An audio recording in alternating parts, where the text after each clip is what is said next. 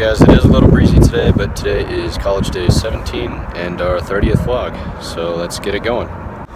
So I'm going to use the elevator today because I might actually almost be late for my train. I ended up leaving later than I wanted to, and my train leaves in about 7 minutes. And if I walk down the stairs, it might take that long to get there, so I don't want to risk it. Sorry it's so windy.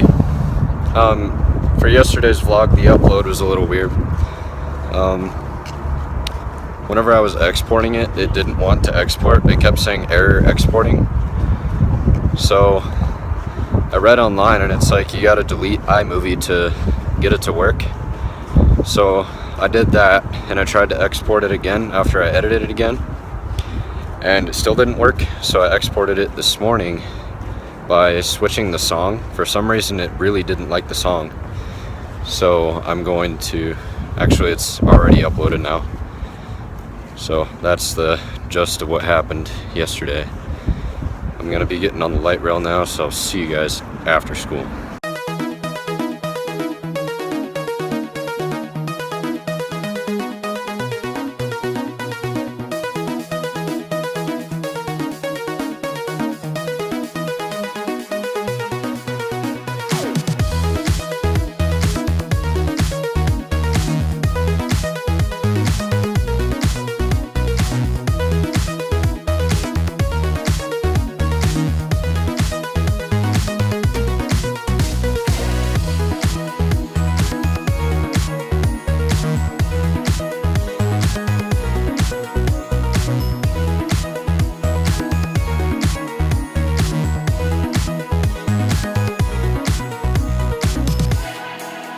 I've got all the time it seems.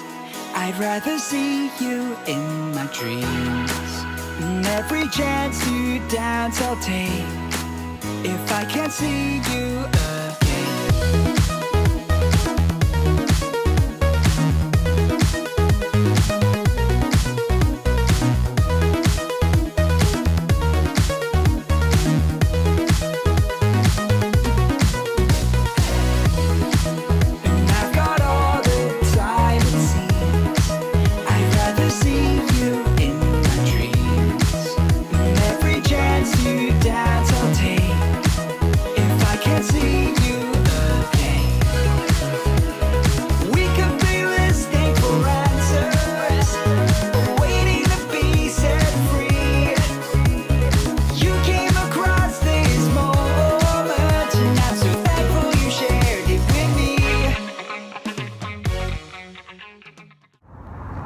Alright you guys, I got out of school about 2 hours ago, and now I'm at the light rail station.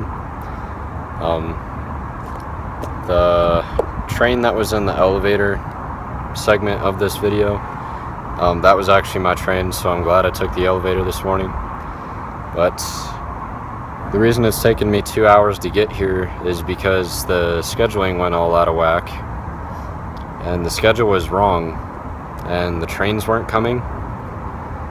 So by the time another F-line train came, which was like almost an hour after I got out of school, so it was already waiting a long time. Whenever that came along, it was completely full. Like you couldn't even fit another person in there. There were people standing.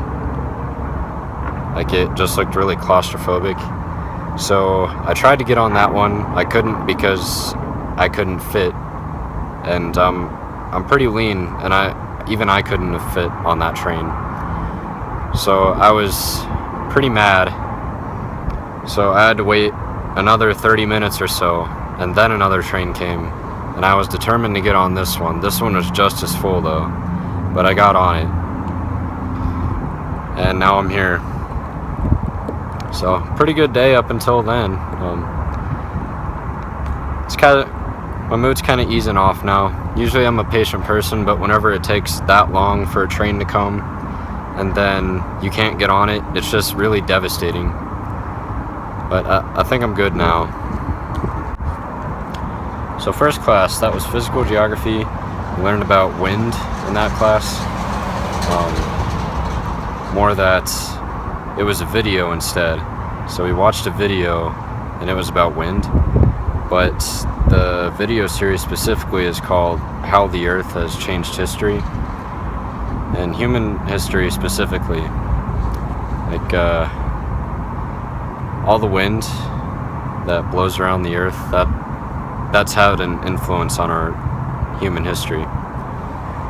So most of the soil that's in China, a lot of that came from Australia, and the soil in China is actually probably the richest soil that you can get on the whole earth.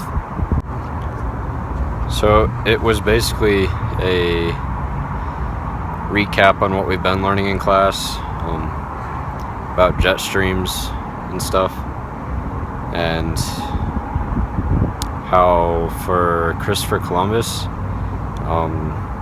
the only reason that he decided to go a different way across the sea was because he was watching wind patterns, and he realized that all the wind on certain points of the ocean went the same direction, and that ended up being true for all parts of the world.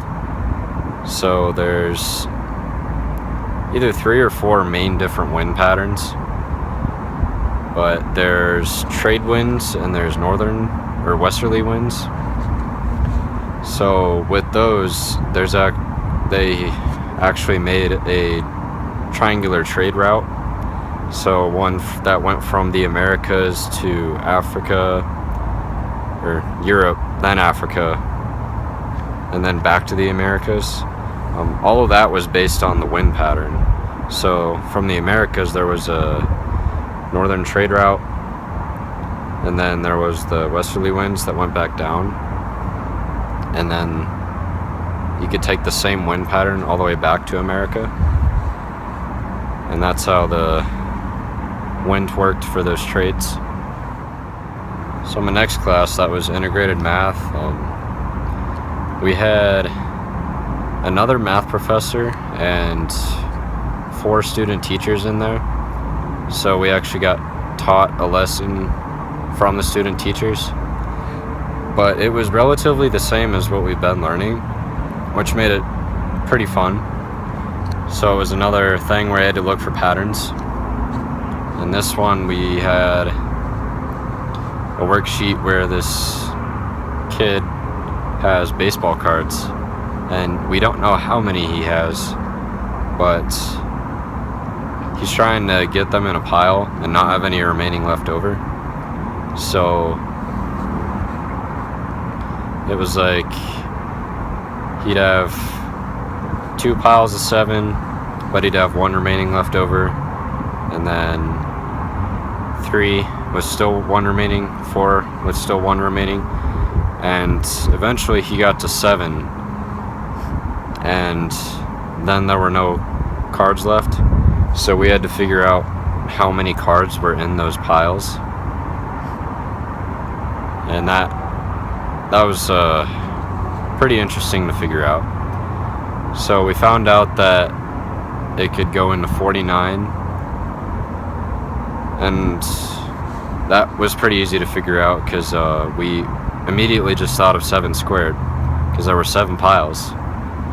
So they also told us that you could go higher than 49. So we kept going from 7, or adding 7 onto that 49, and eventually we came to our first number.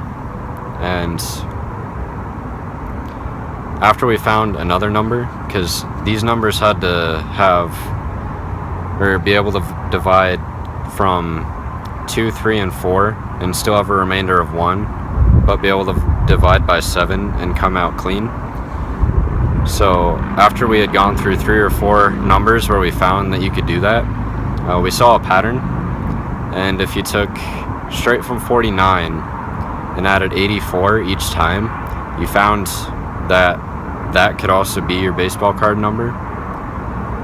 So that was an interesting class. Learning about the wind and physical geography, that got me thinking about some videos that I was watching over the summer.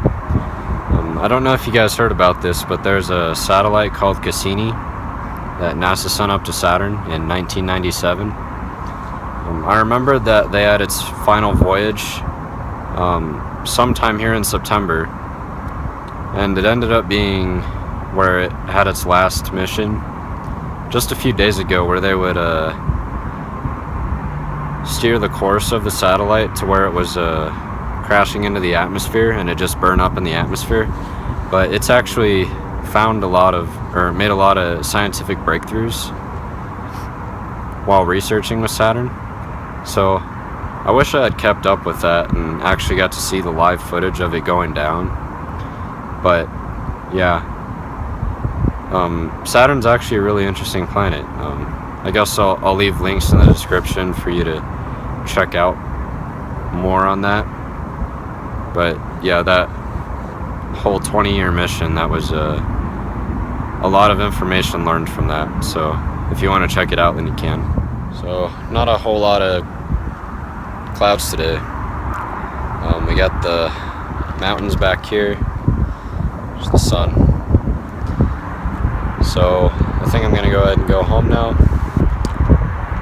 as I should have been home almost an hour ago, but that light rail trip. Anyways, I'm gonna go home now, and I will see you guys whenever I am home, so I can ask you guys the question of the day.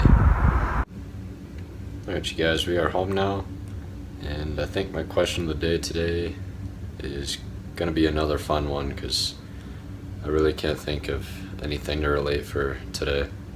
So today's question is going to be, what is the weirdest thing that you've seen while you were out driving, or just out of your house in general? What's the weirdest thing that you've seen? I just want to apologize if the beginning of this video seems rushed, or if I sounded angry during the bulk of this video, because I'm pretty sure if you were in my shoes with the light rail weight, it might have been worse for you. I don't know, it's really hard to get me to be mad, so you know that something was wrong there. Anyways, we got 2 more days until we've been doing this for a month now, the vlogs.